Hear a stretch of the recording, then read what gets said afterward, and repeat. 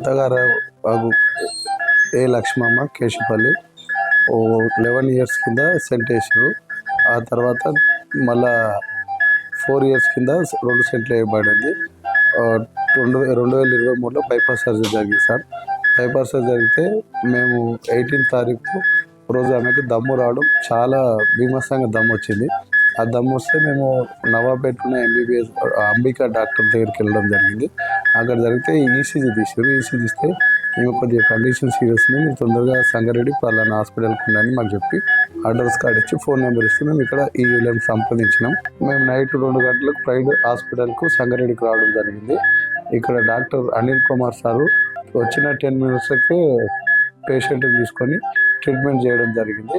ఈ 24 అవర్స్ దగ్గరుండి అందుబాటులో ఉండి ట్రీట్మెంట్ బాగా చేయడం జరిగింది. డాక్టర్ అనిల్ కుమార్ గారు ట్రీట్మెంట్ పూర్తి జరిగినాక మాతోటి 5 మినిట్స్ చర్చించడం జరిగింది. పేషెంట్కి ఏ విధంగా చూసుకోవాలి, ఎలా ఉండాలి, మంచి సూచనలు సలహాలు చెప్పిండు.